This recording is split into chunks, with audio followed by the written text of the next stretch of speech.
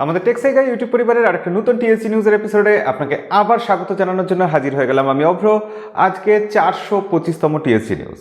আজকের ভিডিওটা অবশ্যই প্রচুর এক্সাইটিং খবরে ভর্তি।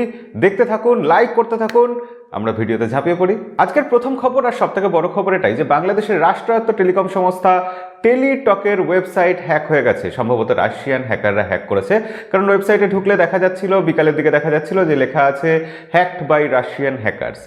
এখন ওয়েবসাইট পুনরুদ্ধারের কাজ চলছে, সরকারি কর্তৃপক্ষ সেটা ফিরিয়ে আনার চেষ্টা করছেন এবং এই মুহূর্তে সন্ধ্যার দিকে ওয়েবসাইটে গেলে দেখা যাচ্ছিল লেখা আছে যে we will be right back. সেক্ষেত্রে আশা করা যায় সব কিছু সমস্যা মুক্ত হয়ে যাবে এবং রাশিয়ান হ্যাকারদের জন্য গোটা দুনিয়া কিন্তু অতিষ্ঠ। এই 1-2 দিন আগেই ইউক্রেনে 12টারও বেশি সরকারি ওয়েবসাইট হ্যাক হয়ে গেছিল রাশিয়ান হ্যাকারদের দ্বারা, এবং সেটা কোনো ডিক্লেয়ার্ড ছিল না, আন্দাজ করা হচ্ছিল রাশিয়ান হ্যাকাররাই হ্যাক করেছে, কারণ ইউক্রেনের সাথে রাশিয়ার একটা টেনশন চলছে বেশ কিছুদিন ধরে।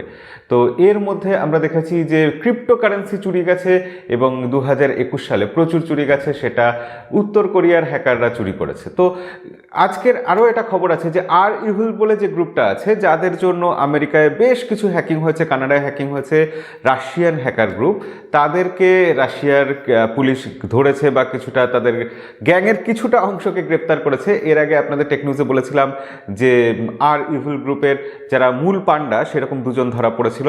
ক্রমশ একে একে সবাই ধরা পড়ছে, কিন্তু আগামী দিনে আগামী ভবিষ্যতে হ্যাকিং একটা বড় সড়ো সমস্যা হয়ে উঠবে আমাদের জন্য।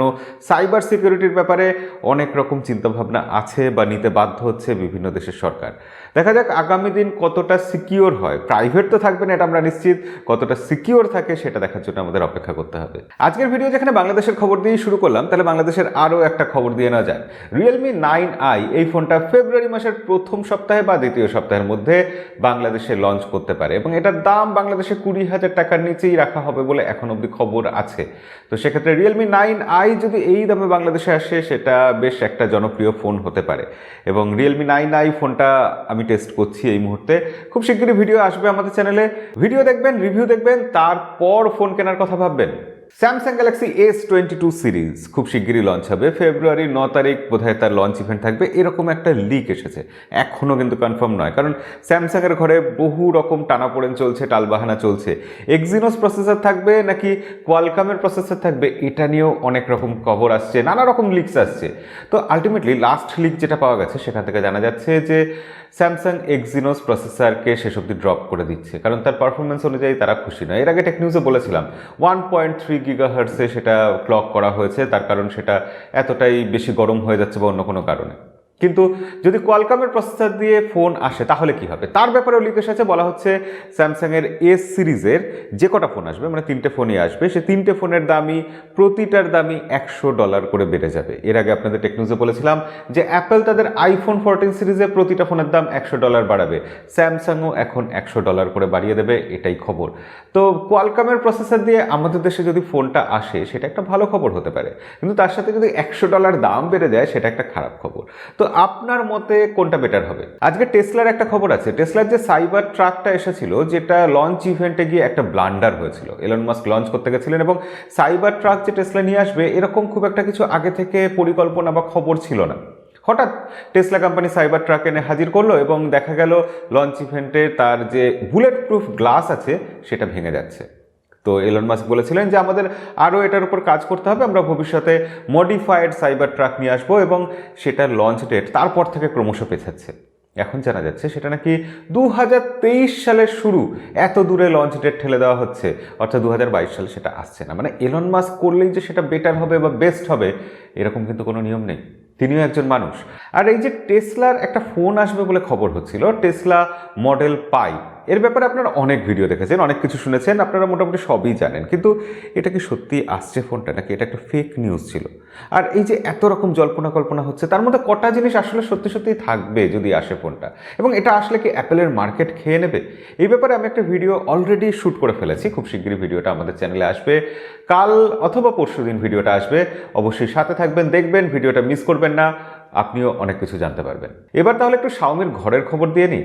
শাওমির তরফ থেকে রেডমি নোট 11 সিরিজ যেটা চায়নাতে লঞ্চ হয়েছিল ডায়মেনসিটি প্রসেসর দিয়ে, তো সেটা আসলে রেডমি নোট সিরিজ ছিল না, এটা আমরা এতদিনে জানতে পেরেছি। তার কারণ সেই ফোনগুলো যখন ইন্ডিয়াতে লঞ্চ হলো দেখা গেল সেটা শাওমি ব্র্যান্ডিংয়ে লঞ্চ হলো, রেডমি ব্র্যান্ডিংয়ে নয়। সেটার নাম হলো Xiaomi 11i, 11T, 11T hyper charge ইত্যাদি ইত্যাদি ইত্যাদি। তো তার একটা phone pro variant Xiaomi 11T pro flagship phone হবে। সেই ফোনটা খুব শীঘ্রই লঞ্চ হচ্ছে, আমাদের চ্যানেলে তার আনবক্সিং ভিডিও অবশ্যই আসবে, সাথে থাকবেন, সাবস্ক্রাইব করে রাখবেন। কিন্তু সেই ফোনটাতে নাকি out of the box MI UI 13 থাকতে পারে, এরকম একটা খবর এসেছে। জানি না কতটা সত্যি খবর, তবে হ্যাঁ সেই ফোনটাতে MI UI 13 খুব শীঘ্রই দেখা যাবে এবং সেখানে অনেক কিছু লেটেস্ট ফিচার থাকবে, শোনা যাচ্ছে অনেক বেটার কিছু আছে। অবশ্যই আপনাদের সাথে সেসব কিছু শেয়ার করব। কিন্তু দ্বিতীয় খবরটা আরও গুরুত্বপূর্ণ। শাওমির তরফ থেকে রেডমি নোট 11 সিরিজ তাহলে কি গ্লোবালি লঞ্চ হবে না? ইন্ডিয়াতে কি আসবে না? বাংলাদেশে কি যাবে না? হ্যাঁ, চায়নাতে যেটা লঞ্চ হয়েছিল সেটা ডায়মেনসিটি প্রসেসর দিয়ে, গ্লোবালি যখন আসবে সেটা মিডিয়াটেকের প্রসেসর দিয়ে, এরকম একটা লিক ছিল। কিন্তু এখন শোনা যাচ্ছে খুব শিগগিরই একটা নতুন লিক এসেছে মাই স্মার্ট প্রাইসের তরফ থেকে, যে ইউরোপের মার্কেটে আপাতত খুব শিগগিরই রেডমি নোট 11 সিরিজ লঞ্চ হতে চলেছে এবং সেটাতেই সম্ভবত কোয়ালকম স্ন্যাপড্রাগনের প্রসেসরগুলো থাকবে। আর সেই ফোনটাই আমাদের দেশগুলোতে, ইন্ডিয়া বাংলাদেশ সব দেশে সেটাই রেডমি নোট 11 সিরিজ হিসাবে আসবে। তো রেডমি নোট 10-এর যেটা সাকসেসর রেডমি নোট 11, সেটার জন্য আমাদের আর কয়েকদিন অপেক্ষা করতে হবে।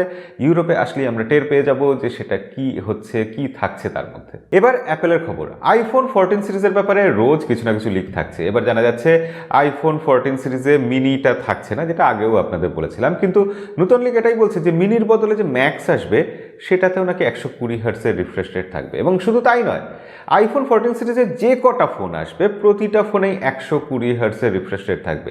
এর আগে দিক থেকে আমরা জেনেছি যে পাঞ্চল থাকবে, পিল শেপ নচ থাকবে ইত্যাদি ইত্যাদি। কখনো এরকমও গুজব এসেছিল এতে নাকি আন্ডার ডিসপ্লে ক্যামেরা থাকবে, মানে যা ইচ্ছা লিক করে দিলেই হলো।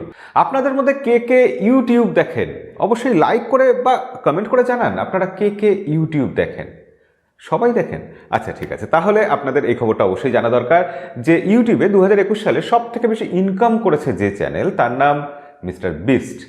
জিমি ডোনাল্ডসন সেই ভদ্রলোক এক হাতে ইনকাম করেন, আর এক হাতে তিনি উড়িয়ে দেন। উড়িয়ে দেন বললে আসলে ভুল বলা হবে, তিনি চ্যারিটি করেন একরকম বলা যায়।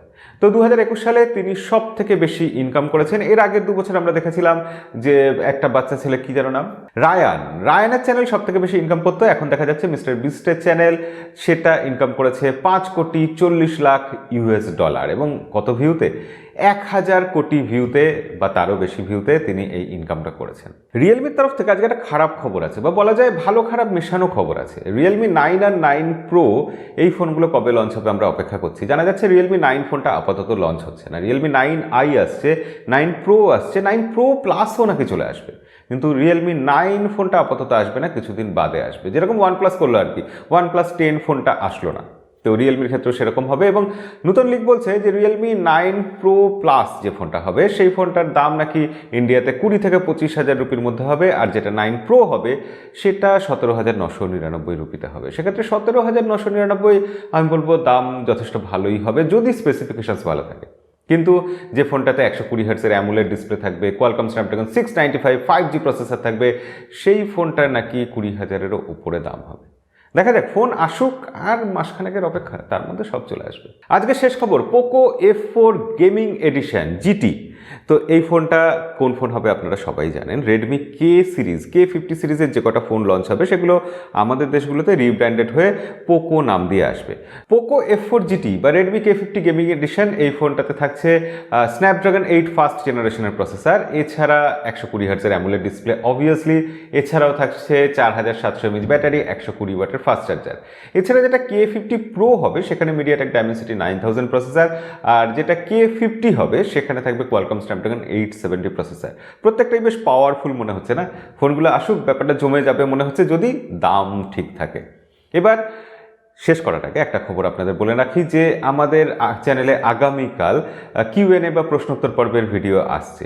গত প্রশ্নোত্তর পর্বের ভিডিওতে আপনি যদি কমেন্ট না করে থাকেন, আপনার প্রশ্ন না দিয়ে থাকেন, অবশ্যই সেখানে দিয়ে রাখুন, কিছু ইন্টারেস্টিং প্রশ্ন দিন।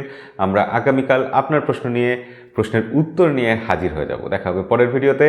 আজকের মতো বিদায়।